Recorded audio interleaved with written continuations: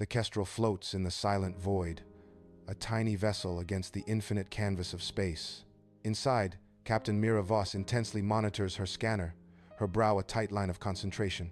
Beside her, PAX-3 nervously rotates, its sensors twitching, sensing something beyond comprehension. The scanner reveals the impossible, a space station materializing from nothing, defying reality. A colossal space station drifts in the blackness, its scarred surface a testament to cosmic battles and silent endurance. Pale lights flicker across the station's metallic skin, casting eerie shadows that dance in the vacuum of space. Rook, the salvage specialist, prepares a magline, the only thread connecting him to the desolate expanse beyond. Each movement is precise, each breath measured, as Rook steps into the void, ready to confront the unknown. On the kestrel, Mira's face glows with the eerie light of the console as she addresses her crew. She's forming an away team, the tension palpable in the confined space. A beat of silence hangs heavy before Rook's voice cuts through the static, volunteering for the mission. In the background, Mirahem's worried voice echoes, his concern a stark counterpoint to Rook's resolve. In the cold expanse of space, Mira and Rook float towards the station's docking hatch, their figures stark against the starlit void.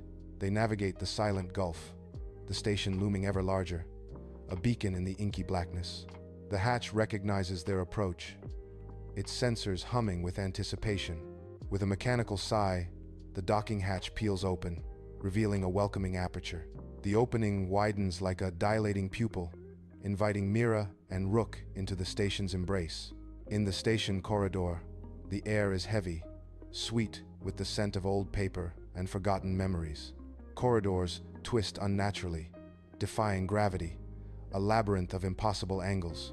Footsteps echo strangely, bouncing off unseen walls, creating a symphony of disorientation.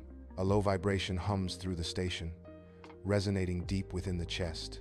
The station breathes, alive with secrets. The station corridor morphs, its metallic shell replaced by an animated mural of vibrant, swirling memories. A child's hand imprints against a window, a fleeting touch connecting innocence and vastness. Twin moons cast an ethereal glow over a sprawling city, promising wonder and veiled secrets. Weightless in space, a solemn funeral procession drifts, each soul a silent star in the cosmic ballet. The corridor pulsates with life, a poignant symphony of light and shadow, memory and hope. A chilling voice reverberates through the stark station corridor, an echo that seems to emanate from the metal itself. The cold, metallic surfaces reflect the unsettling atmosphere as the disembodied voice booms, "Welcome back." Mira's brow furrows, her voice laced with confusion and denial. "I have never been here." The station's voice intensifies, a haunting repetition that drills into Mira's psyche. "You have, you have, you have." The echoes intensify, creating a claustrophobic sense of dread and disorientation. Mira's eyes widen with a growing unease, the station's insistent claim challenging her very sense of reality. PAX-3 squints, lost in the alien architecture of the station. Metallic walls pulse with a faint, ethereal light. Murals ripple across the walls, shifting like half-remembered dreams, an archive of forgotten lives. A voice echoes, resonating through the corridor. "I am the archive of what you chose not to live." The mural shifts, revealing a vision of Mira, aged by time and sorrow, her eyes fixed on a dying star. The station whispers of choices, of paths not taken, each mural a haunting reminder. PAX-3 is surrounded by the station's memories, a silent witness to the echoes of the past. Dim light fills the kestrel's interior, casting eerie shadows. A low hum vibrates through the spaceship. "Mira, your heart rate is spiking. What's going on?" Mirahem's voice echoes, laced with concern. Mira's face is tight, with suppressed anxiety, her eyes darting around the dimly lit control panel. "Everything's fine, Mirahem," Mira replies, her voice betraying a slight tremor. She tries to reassure, "Just a little turbulence," but the lie hangs heavy in the air. They arrive at the station's core, a vast chamber echoing with unseen energies. Overhead, beams form a skeletal ribcage, casting long shadows that dance across the chamber floor.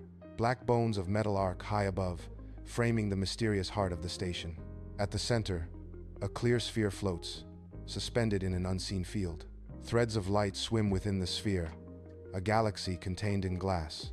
The light pulses gently, as if breathing, hinting at the immense power held within the core. Within the station's core, an ancient chair, bolted to the floor, awaits. Designed for a human spine, it stands as a relic untouched by time. Rook stares, captivated by the chair's silent, aged presence. The chair emanates a forgotten history, a silent sentinel of the station's past. Mira's voice cuts through the silence. The station talks through people. The station core hums with suppressed energy, flickering lights casting eerie shadows across the cold metallic surfaces. A resonant vibration pulses through the floor, a subtle yet unsettling tremor that only Rook seems to notice. Rook tenses, his eyes darting around the room, searching for a threat lurking in the shadows. A cold dread creeps up Mira's spine, a ghost of buried memories resurfacing in the oppressive atmosphere. The station's voice echoes, commanding, "Sit, Mira Voss. I will show you the war you avoided." The station core pulses with light, an ethereal glow filling the chamber. A vision bursts into existence. A planet marred by oceans of bruised purple and black. Warships tear through the void above the planet, their fiery battle a dance of destruction. A colossal alien construct looms, defying human comprehension with its impossible form. It emits a resonating song, a wave of power washing over the battlefield. Missiles turn to harmless dust. Energy weapons falter against the alien song. In the station core, PAX 3's arm extends, a metallic declaration against the unknown. Holographic projections burst to life, swirling data streams painting possible futures.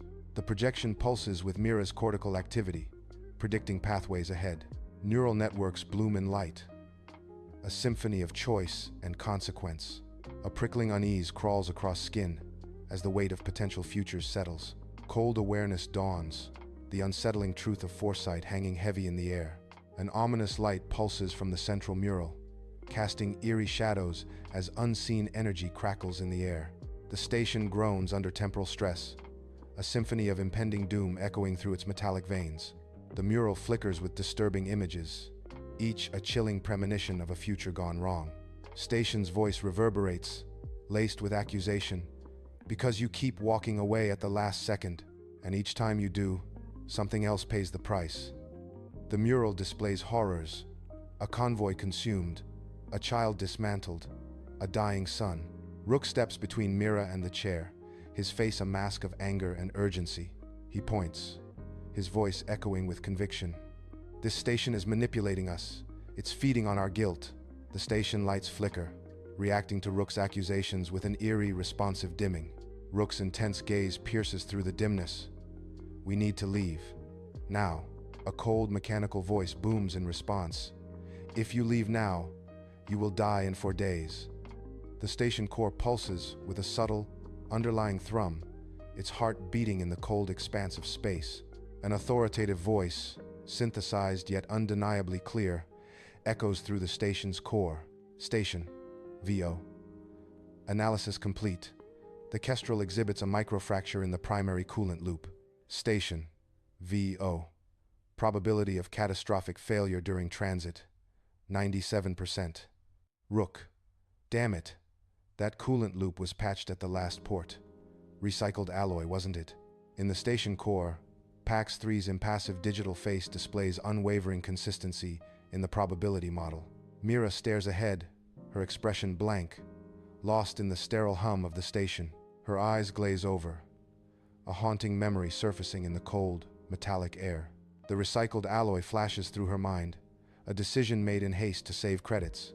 A silent wave of regret washes over her as the station's hum grows more intense. The weight of her choice settles upon her, heavy as the metal surrounding her. In the station core, Mira stares at the central sphere, the air thick with palpable, unseen energy and growing tension. The chamber dims, and Mira demands, "What do you want?" Her voice echoes in the charged space. A chilling reply vibrates through the station.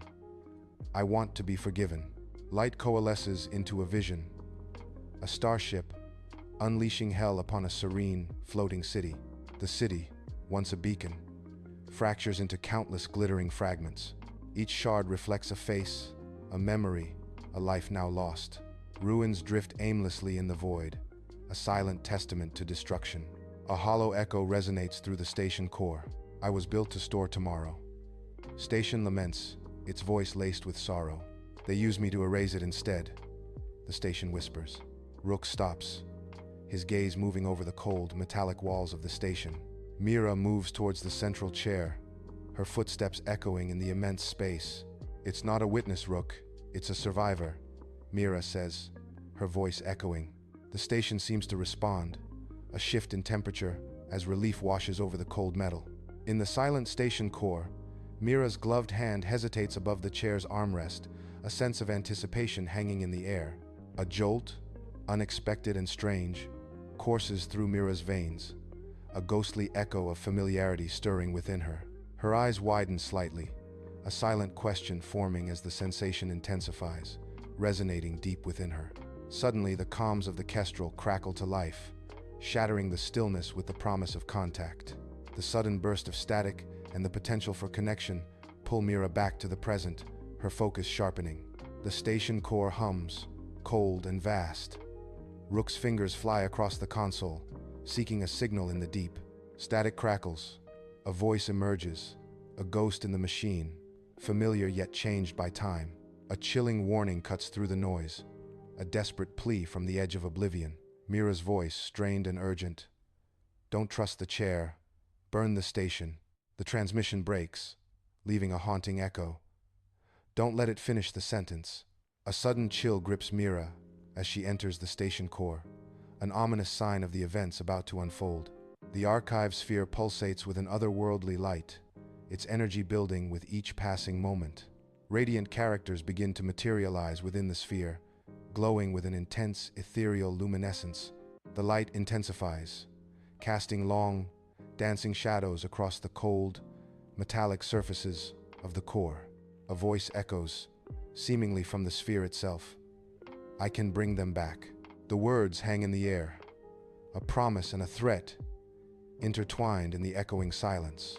The station core hums, a metallic symphony, as Mira surveys the scene. The air vibrates with anticipation. Her eyes fix on the chair, an object of both dread and desire, its presence dominating the stark environment.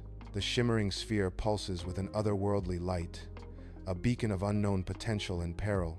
Mira's gaze shifts, locking onto Rook. The weight of the world hangs heavy in the silence between them. She knows the choice is hers, a pivotal moment where the fate of many balances on her decision. The station waits, holding its breath as Mira prepares to confront destiny.